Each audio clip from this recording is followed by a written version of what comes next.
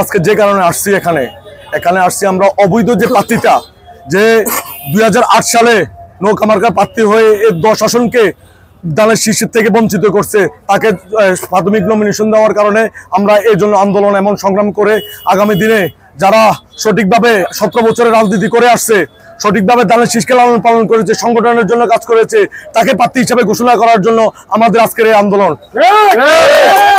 ইনশাআল্লাহ আমরা চাই দলের হাইকমান্ড কাছে আগামীতে যদি এই অবৈধ নমিনেশন অবৈধ প্রার্থীটাকে ক্যান্সেল না করে সঠিকভাবে যারা 17 বছর আন্দোলন সংগ্রাম করে এই দানের শীষকে দানের শীষ বানাইছে, বিএনপিকে শক্ত করে সংগঠনের কাতারে দাঁড়াইছে, তাকে যদি না দেয় এই 10 আসনের মানুষ আন্দোলন করে আদায় করে ছাড়বে ইনশাআল্লাহ। কিছুদিন আগে বিতর্কিত একটা মন্তব্য দেওয়ার জন্য গফুর ভূঁইয়াকে দল থেকে নোটিশ পর্যন্ত পাঠানো হয়েছে। এই নোটিশকৃত প্রার্থীকে কিভাবে দলের প্রার্থীতা ঘোষণা করছে এটা আমরা দলের হাইকমান্ড কাছে জানাতে চাই। টাকাকে নাকি গ্রুপিং সৃষ্টি করার জন্য এই প্রার্থীতা ঘোষণা করা হয়েছে। আপনারা সবাই জানেন বর্তমান বাংলাদেশের রাজনীতি তরুণ ভিত্তিক রাজনীতি। এই তরুণ ভিত্তিক 10 আসনে কার বেশ কাজকে তরুণ ভিত্তিক রাজনীতি সংগঠিত এটাও আপনাকে দেখতে হবে।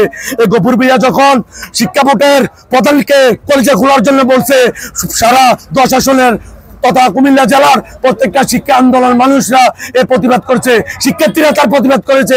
আগামীতে যদি এই শিক্ষার্থীবৃন্দ যদি দলকে ভালোবেসে না আসে, জাতীয়বাদী আদর্শ না গ্রহণ করে, তাহলে 5 বছর 4 বছর পরে এই দলের অবস্থা কিন্তু করুণ অবস্থা পরিণত হবে। দেখেন, আজকে আমরা মহাসড়ক অবরোধ করার একটি মাত্র কারণ হলো আমাদের নেতা জননেতা জনাব মোবাশ্বের আলম ভূঁইয়াকে দেশনেত্রী বাংলাদেশের আপোষ নেত্রী বেগম খালেদা জিয়া 2008 সালে ওনাকে ধানের শীষের প্রতীক দিয়েছিলেন। উনি 2008 সালে ধানের শীষের প্রতীক নিয়ে এই এলাকায় নির্বাচন করেছিলেন।